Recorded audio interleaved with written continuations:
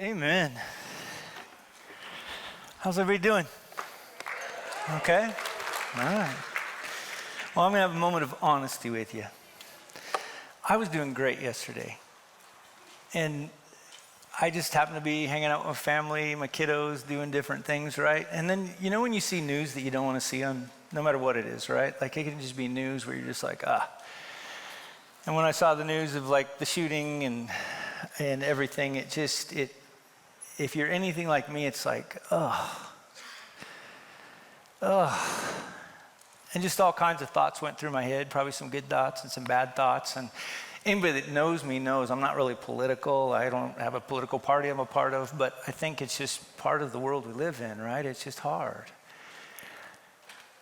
But I think this passage that we're going to be in today, there's no need for me to preach something different in light of what happened yesterday, because I think this passage is absolutely perfect for those of us that are followers of Jesus in light of just, I think not only yesterday, but just the world we're living in right now. It's just a weird world. And so in some ways, what I want to do is I want to focus our minds, hopefully most importantly, away from a lot of what's going on in this world for just a moment. And I want our minds and our hearts to go to Jesus. And I want us to catch his heart. I want us to catch how he views the world so that then we might leave this room as people that don't leave distraught, that don't leave panicked, that don't leave self-serving, but instead leave with the heart and mind of King Jesus. Okay, that's what we're going to try to do today. So we're going to be in Matthew 25. If you want a Bible, we're going to have Bibles coming down. But we've been going through what's called the Olivet Discourse. It's Jesus Christ. Towards the end, he's getting ready for his not only his crucifixion, but also his resurrection. And there's some last thoughts that he has for the guys that have been walking with him. And they're sitting there on the Mount of Olives, and he begins to teach them about a question that they'd asked. In verse 3, they were like wondering, hey, Jesus, you'd mentioned this whole idea of the temple being destroyed. When's that going to happen?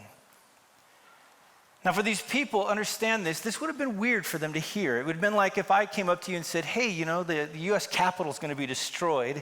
You would probably be like, hey, whoa, time out. What are you talking about? And Jesus then kind of launching off in verse 4 of chapter 24 begins to give us an overview all the way into to verse 14. And then in verses 15 through 28, a lot of ways he answers that question, what's going to happen to the temple? But starting in verse 36, and this is where we were last week, he was going to answer the question, well, what are we going to do, though, about all these issues of the parousia, your imminent return? What are we going to be doing with these other questions of the sign of your coming and the end of the age? Can you start to answer those for us? And in verse 36, he begins to launch off in this incredible answer. And what we learned last week that is so important is that his return is coming. Let me just say this. For all of us that are sitting in this room, Jesus is coming back. No, just let that sit for a second. Sometimes I don't think we think Jesus Christ is coming back. And because he's coming back, that means he is orchestrating all things going on in our world. There is nothing that is a surprise to him. He is orchestrating them for a good end, which will be realized upon his return. And so when I say he's coming back, he isn't just waiting to come back and leaving this place just to fall apart until he returns. He is orchestrating world events. He is not the sinful, nor is he the author of sin. But just because humanity chooses to do stupid things does not remove the reins of reigning and ruling that King Jesus has over this world. So when we say he's coming back, what we mean is he is coming back because he currently reigns and rules over all things.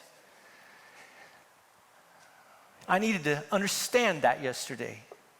He reigns and he rules, and Jesus is coming back. But he's coming back at a time, and we talked about this idea of imminent, we don't know when. It means he could come back today, he could come back tomorrow. He could come back next week, he could come back next month, he could come back next year, he could come back in 10 years, 100 years, 1,000 years. Now, you might think that doesn't sound very imminent, but the point is, he could return at any moment. It's imminent. We're to live in this way and be about Jesus' business with the heart of Jesus. That's the thing we talked about. And the rest of 25 is going to explain the business that we're to be about with the heart of Jesus until he returns or until he calls us home. He's letting these guys know that there is work to do before he comes back, but I have a way that I want you to do my work. I want you to do it in the way I do it. I want you to do it with the heart with which I do it. And so all of 25 in some ways is going to explain that, but with the implication if we don't capture his heart and we don't do ministry the way that he's chosen to ask us to do ministry, there's implications there. And so he starts off in verse 1 of chapter 25, and he says this. He says, then, or at that time, that's the way the net kind of describes it, the kingdom of heaven will be like. I love that, future tense. He's been saying over and over again, the kingdom is, the kingdom is, the kingdom is, the kingdom is. And suddenly he goes, the kingdom will be. He's thrusting us into the future.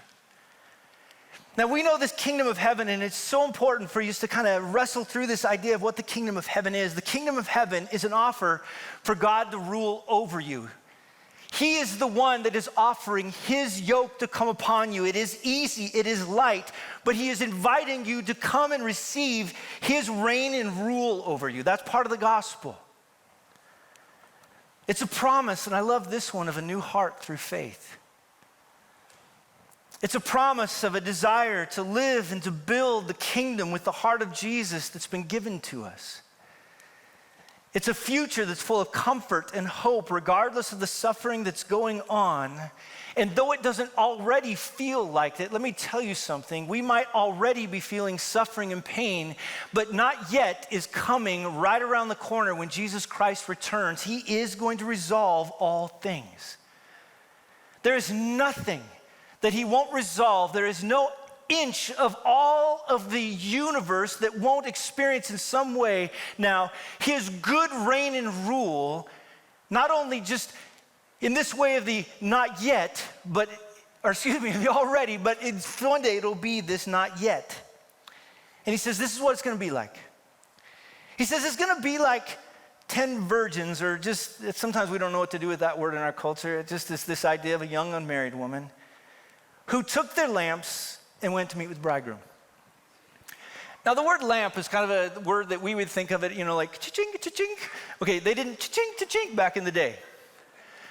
The lamp in some ways, if you can just imagine a little Aladdin for a little bit, okay, that might be one idea, except it wasn't so much beautiful like brass or something like that. It was much more of a ceramic type of a lamp. And they would have one hole to pour the olive oil in, and one you could put a wick in.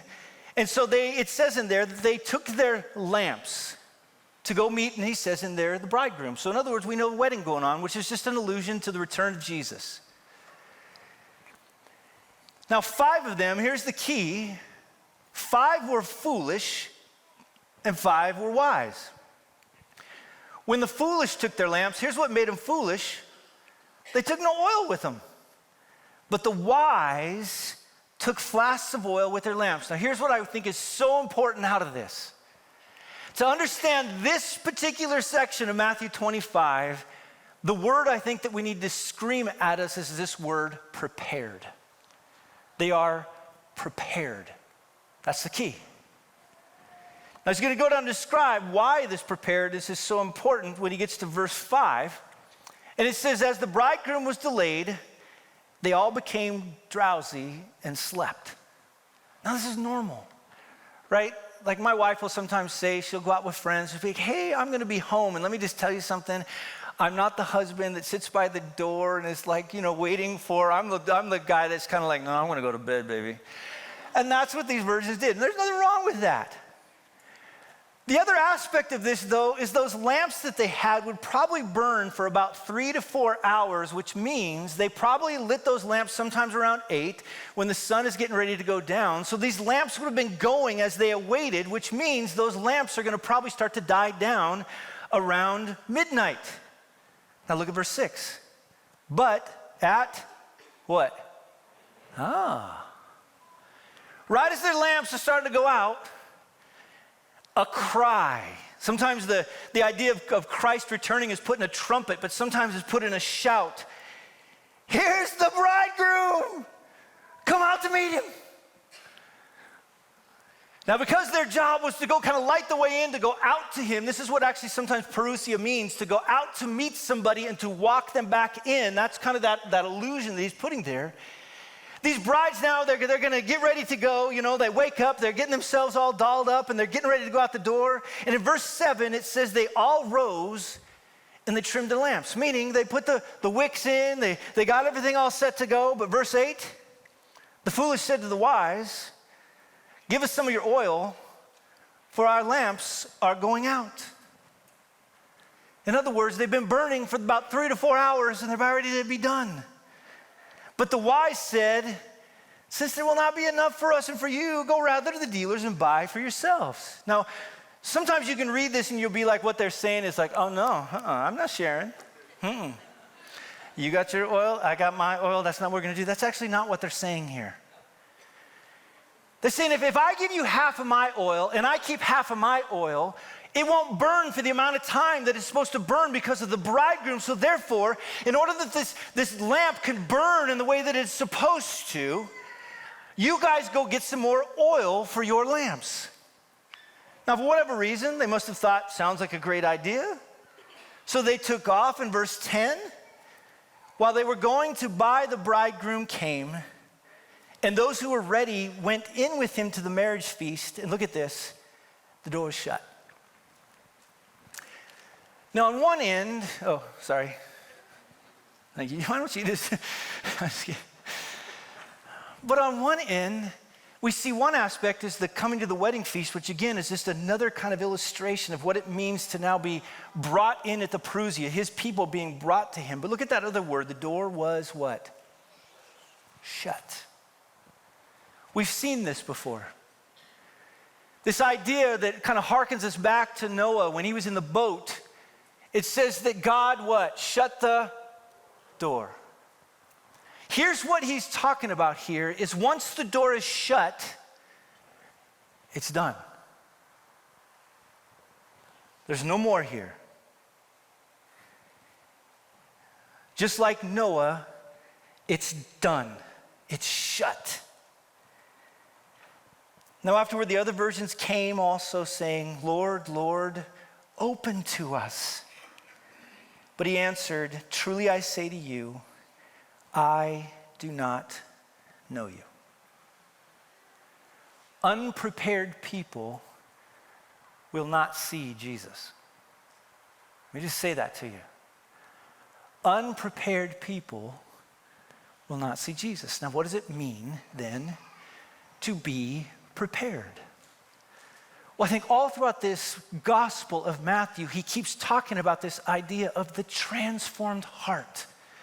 The prepared people have the transformed heart. The prepared ones are ones that have come and have received his good reign and rule over him. The prepared ones are the ones that have come and embraced that kingdom for all that it was worth. The prepared ones have seen King Jesus not as just anybody, but as the promised Messiah. The prepared ones are the ones that have banked their hope forever on King Jesus.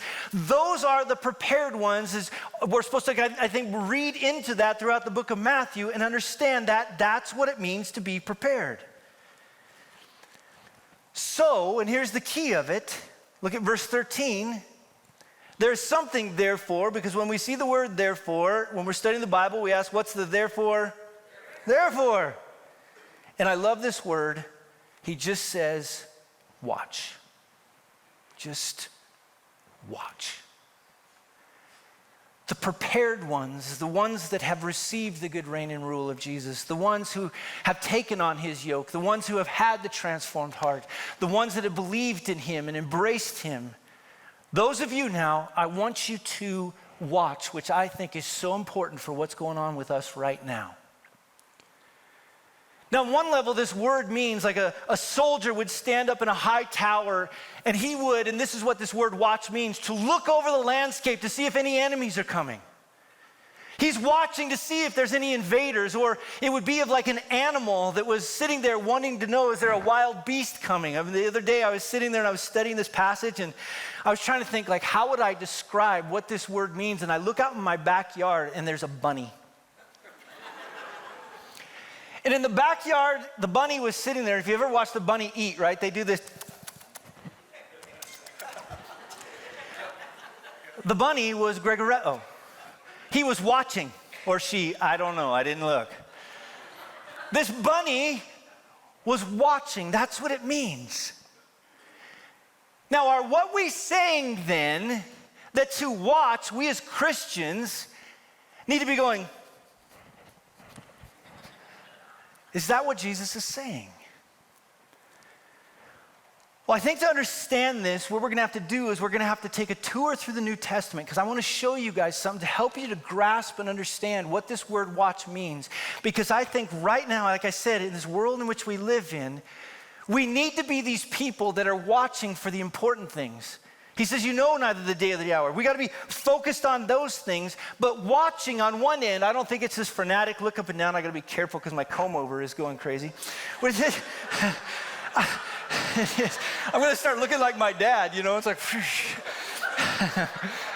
I know, sorry. That's just my first thought. I have a problem that way. Watching isn't something that's frantic, but watching also isn't passive. See, on the other end, I sometimes feel like Christians are like, you know, we'll just chill around until Jesus returns like we're watching TV. And watch the game. That's not what watching means either. Watching is not frantic, but it's not also passive. There's an active nature to it. So what is that active nature? Well, one of the things that I want to try to show you as we go through this is one aspect of watching means that God's people, those that have embraced the good lordship of Jesus, those that have taken his yoke upon him, those that have received the new heart, those that have believed in him, these ones are called to be about praying. I always look back on it, whether it was 9/11, whether it was looking back on things like a COVID. One of my greatest regrets is I didn't call the people that I shepherded to pray more.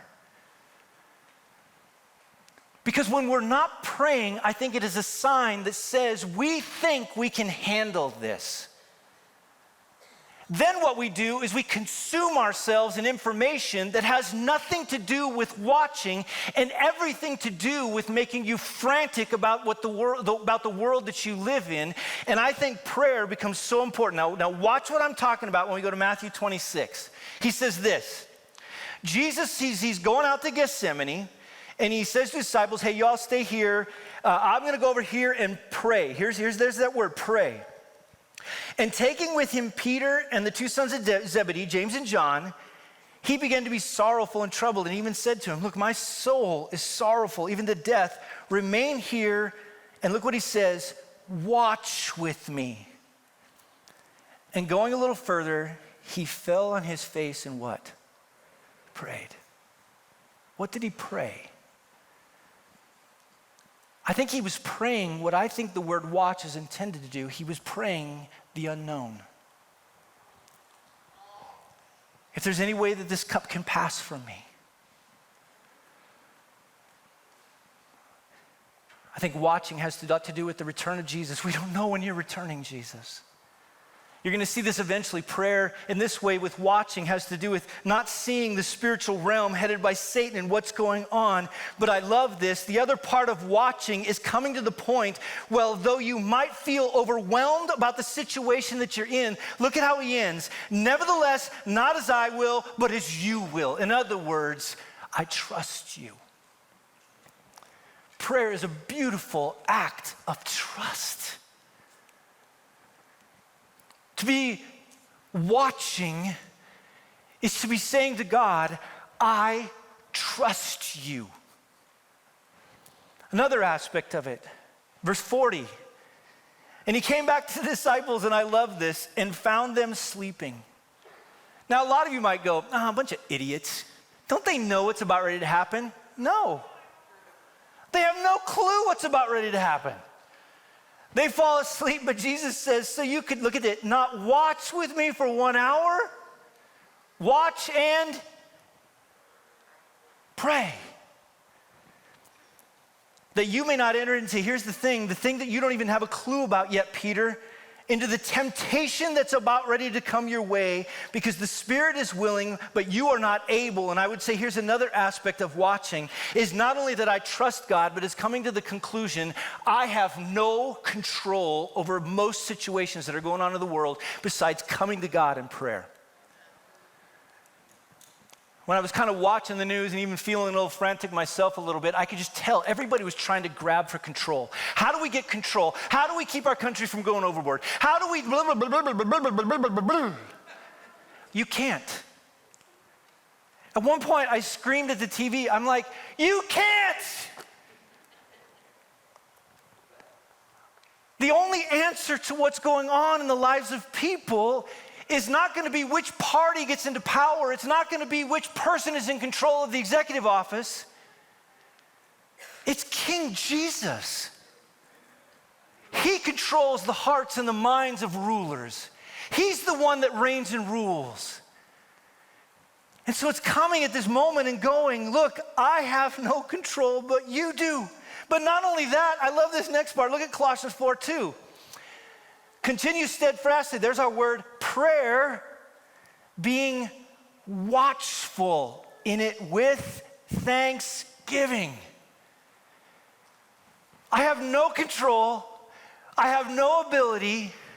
But remember what I said off the beginning? Jesus Christ, who is returning one day, is orchestrating all things according to his plan. And so therefore, despite the circumstances, I can be thankful.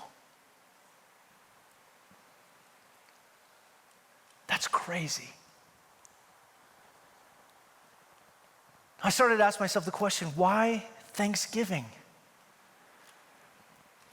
I think the answer is just found in the reason that I can be thankful is that in every circumstance and situation, it might feel like it's out of control, but let me assure to you, it is not.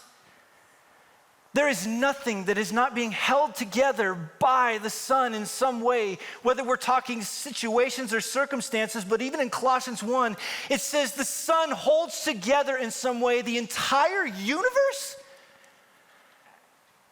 So therefore, are you gonna go to CNN to find answers? Are you gonna go to Fox News to find answers? Are you gonna go, I don't even know what else there is, but those ones?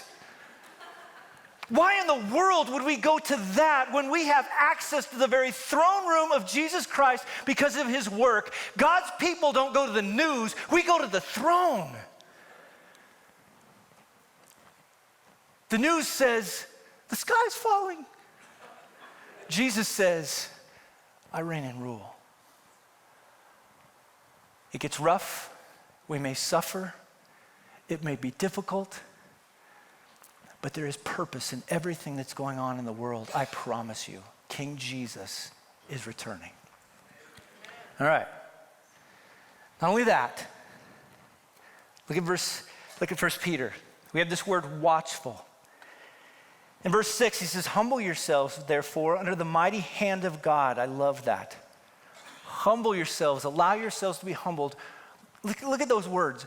Under the mighty hand of God. Now, when I first read that, I'm like, I don't want to go under that thing. Whenever I think the mighty hand of God, I always used to imagine when I was a little kid and I would have a nightmare, I'd go into my parents' room and I always hoped that my dad's arm didn't come around me to pull him close because his arm was suffocating.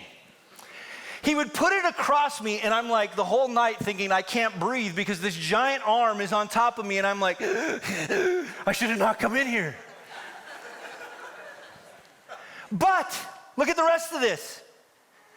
So that at the proper time he may exalt you, casting all your anxieties on him. Don't go to the news, don't go to gossip, don't go to scream and yell, don't go to picket. Cast your anxieties on him.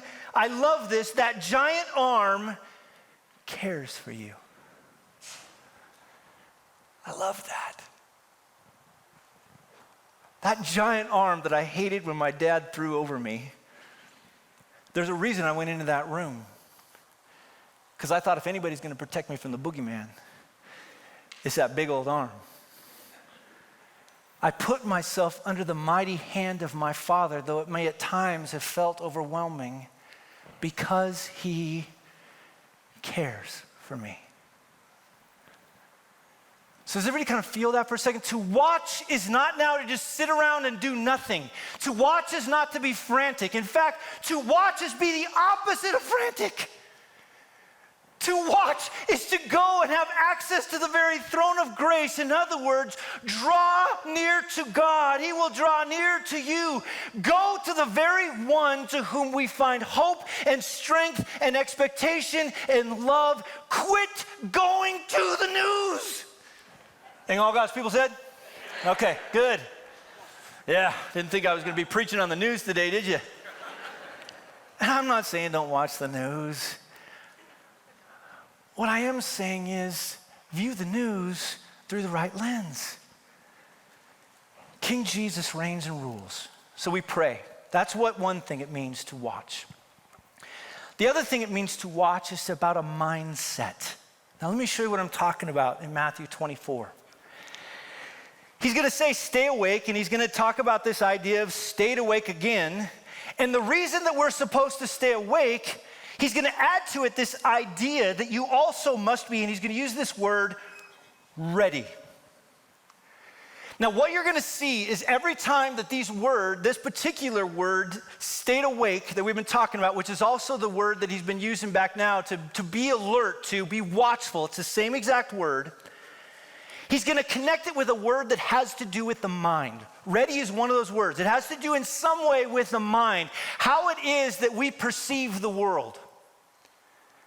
So he says in there, I want you now to be ready. And that word ready means to have resolve. It's an internal kind of decision or determination of the mind to do something. In other words, to watch is to be determined with the mind to do something.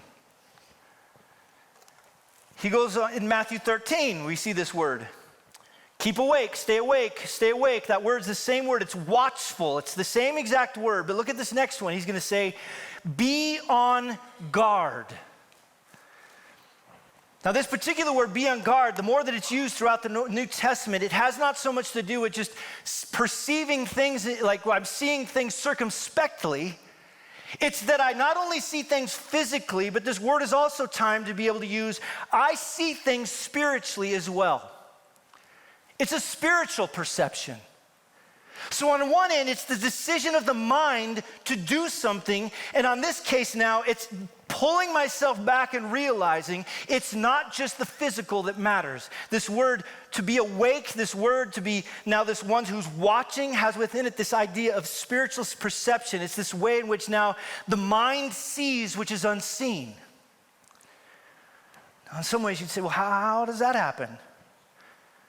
Well, in 2 Corinthians 4, it talks about this idea where Paul gets kind of the end of it and he says, look, we look to the things that are not seen but are unseen. The things that are seen are transient, but the things that are unseen are eternal. And then in verse 7 of chapter 5, he says, we walk by faith and not by sight. It's this perspective that realizes there's more going on in this world than we realize. Our battle is not with Democrats or Republicans. Our battle is not with a different race or group of people. Our battle is not with organizations that are out there. Our battle is a spiritual battle. He's saying, open your eyes to this in some way. 1 Thessalonians, in light of the return of Jesus Christ, he says, keep awake, or it's that word, same exact word, to watch. And here's another word, be sober, which means to be sharpness of mind, to be acute to what's going on. It's kind of the opposite of mental fuzziness. We're to be sharp in this particular reality. 1 Peter uses the same exact word when he's talking about being watchful, but he connects it, if you look down in there, verse 9, or verse 8 and verse 9, to being the reality of being sober-minded to be able to see that spiritual realm. There's a true devil that's roaming around that's seeking whom he may devour.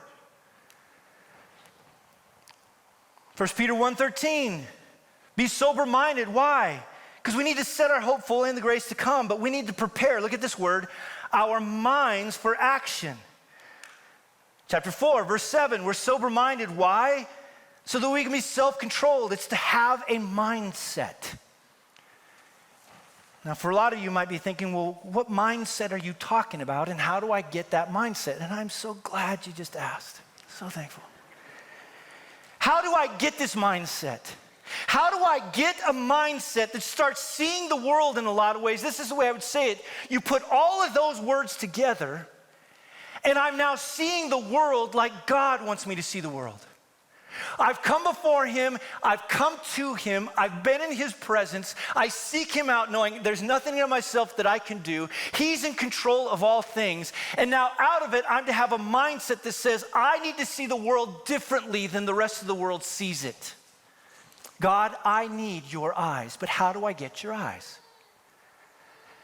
One of my favorite passages in the Bible for this idea of a mindset is found in Romans 12. The outcome that Paul gets to from chapter 1 moving into chapter 2 is that you and I have the capacity to be transformed by the renewing of our what? Mind.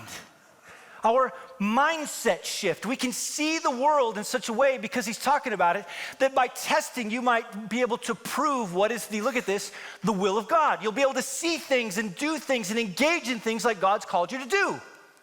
But how do we get there? Well, in verse 1, he says, if you're going to have that correct mindset, he says, I appeal to you, therefore, and we see the word therefore, we ask what? What's it therefore? And it's all of chapter 1 through chapter 11. Those are the mercies of God. It's the mercies of God that this gospel, this good news, is being proclaimed to the entire world. It's a good news that God intends to bring all things to a good conclusion, where he ties up all the strings and all the loose ends, and we enter into the world that he has designed for us from the very beginning. It's a world dominated, whether you're Jew or Greek or Gentile, whatever you might be, by people that are sinful, Romans 1:18 through 3:20. But it's a kingdom that gets entered into by faith and by faith alone. And when faith grips our hearts, we're no longer the first Adam, we're now the second Adam. The Spirit begins to grip us and we begin to live in the way he's called us to. At times, for those who don't know Jesus, it might feel like the things that I don't want to do, I don't do. The things that I do, I wish I didn't do. Who will save me from this body of death? And he gets to the end of chapter 7, he goes, you want to know who's going to save you? Only King Jesus. Chapter 8, what are we supposed to do? Well, all of you who are at the book of Romans, who are now in Christ, who are a part of the second Adam, who have received the Holy Spirit, you're not just anybody, you're children of the very living God, by which now you're able to cry out, Abba, Father. And that Abba, Father that loves you incredibly is orchestrating all things for your good, because you are loved and you are called according to his purpose. And if you ever doubt his love, don't forget, he sent his own son, verse 31, to be able to remind you that he will go to the furthest extent to lavish his love upon you. And now, therefore, there is nothing in this world that can separate you from his love.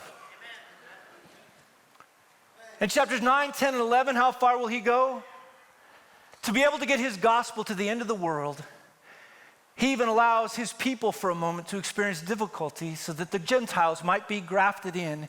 And he gets to the end of chapter 11, and all Paul could say was, dang it. That's in the Greek. That is amazing. So therefore, he says, based upon the mercies, if you want to have the mindset of what it means to be this person that sees the world correctly, you will never see the world correctly unless you have a mindset that sees life as the mercies of God, a God that is orchestrating all things for an incredible end.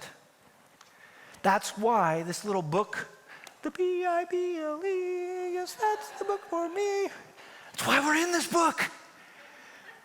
Show me you, God. Show me your mercies.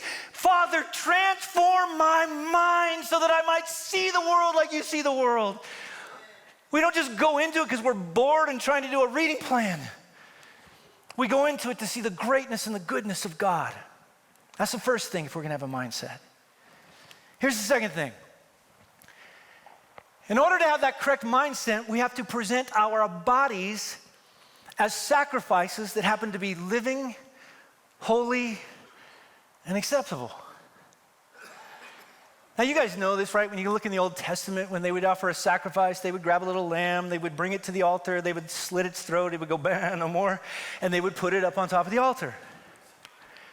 The imagery now is not the little lamb. The imagery now is bringing yourself while you're alive, though you've been crucified with Christ, it's no longer you who lives, but it's Christ who lives within you, and choosing now daily, minute by minute, to place yourself on that altar as a living sacrifice. Back in the day, though, one guy that I was reading talking about this idea, the problem with living sacrifices is they have a tendency to do what? Get off the altar. That's why that word to present means we have to keep doing it and keep doing it and keep doing it. It's a reminder that I have to be this one that understands I no longer live for myself. When I came to know him and I took his yoke upon me, I became a living sacrifice so that Galatians 2:20, he might live through me. A holy sacrifice. No longer living for my aims and my wants and my desires, but instead seeing that the aims and the desires of God are so much greater and better than anything that I can conceive in my mind. Allowing myself to be set apart, to live in and engage in this world in such a way that I realize that God left a unique fingerprint on top of each and every one of us that are followers of his, and that fingerprint makes us so significant now to be set apart for his purposes. Acceptable. That idea that I don't give God my second best, but on a daily basis I offer to him all of me. See, people that continually just weave themselves and engage themselves in the mercies of God, and those that are on an ongoing basis, because we have to keep doing it in an ongoing way and placing ourselves on that altar, those are the ones that he wants to give a good mindset to. And there's another kicker about that. That is what it means by worship. Every day that we do that, he says that's your, and the word actually is reasonable service of worship. That's what you're supposed to be doing anyway. In light of the incredible work of God, doesn't that make sense? And the answer is, yeah. But there's one last thing that I think is so important if we're going to have that mindset. We have to stop allowing the world and its system to tell us what to do.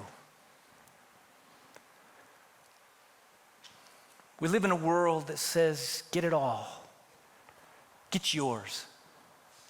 Be about you. Get that house that you always dreamed of. Get that spouse that you've always dreamed of. Get the 2.5 kids that you've always dreamed of. Get the cat and the dog and the tire swing. Get it. That's what life is about. Vote in the people then that get you what you want.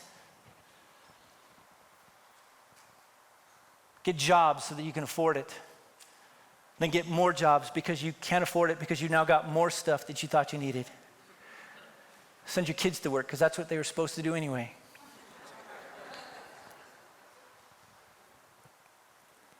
This world and its system that it says is headed by Satan, that tells you we're not happy unless we're doing all these things that the world says it values, he says, stop saying yes to that system.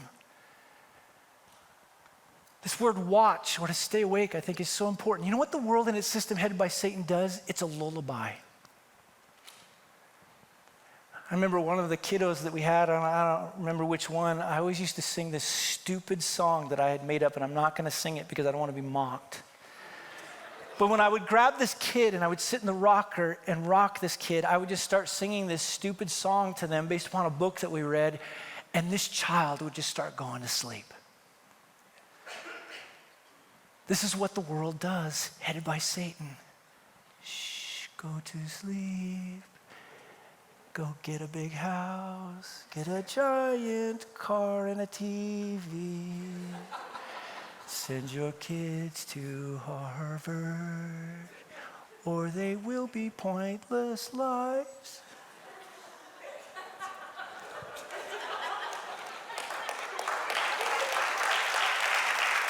I'm putting it on CD, just so you know, so you can take it home. No, but, and again, there's nothing wrong with those things in and of themselves. But the dream that we buy into is so much bigger than that. It's a dream that takes those things that the world says you'll find happiness in, and those aren't the end, those are merely the means. the means to joining God in what he's doing, the means to be able to see this world in a different way. And as I begin to be this one who absorbs himself in the mercies of God, who becomes this sacrifice, who says no to the world, here's the greatest thing in the world, I now begin to have a transformed mind. I begin to think like I ought to. This is the great news of it. That word to be transformed is passive, meaning as I do all those other things, which are in what's called the active and middle, as I begin to engage in those, something begins to happen inside of me. What is it? I begin to get a renewed mind. I begin to see the world in a different way. I begin to see it now, what I talked about earlier, is these ones by faith and not by sight. I begin to see the will of God and what we're called to do in the world, and I begin to join him. I avoid all these traps that are out there that are trying to tell me you need to do this and you need to do that. No, I only need to do one thing. When I took the yoke of Jesus upon me, I need to make my life about him. He's the one that determines how I live my life. And by the way, well, let me go back. That is good, and that's acceptable, and that's perfect. So what are we supposed to do this week in light of everything that just took place? Well, first of all, wake up. Wake up. One guy said, I don't know how evil can happen like this in our world. I'm like, I'm surprised more evil doesn't happen in our world. Wake up. But don't get frantic. Don't go out and run around like a chicken with your head cut off. Watch. Watch.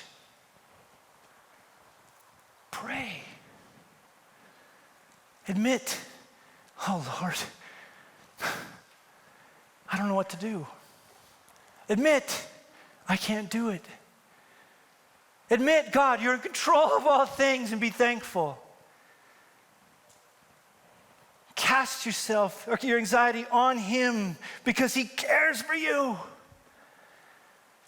And then go get that Romans 12 mindset. Now, here's what I love about the rest of Romans 12. You would think now the answer is go get yours now. Once you know the will of God, go get yours. You know what the rest of Romans 12 is about? Romans 12:3. Consider others better than yourself. Romans 12:4-6. Use the gifts God's given you to benefit others.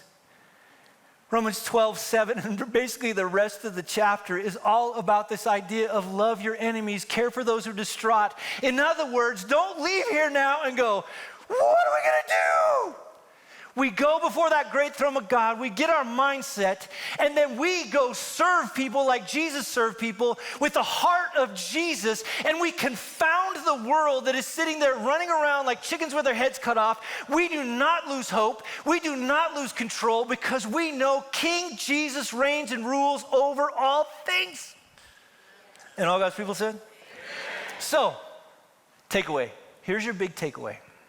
You ready? Don't be frantic. Leave here and do two things. Pray and get a mindset shift. Let's do that this week. Can you imagine if all of us in this room, instead of getting engaged in what everyone else is going to get into, we just decided to go the rest of this week and just say with others, what we're going to do is we're just going to pray.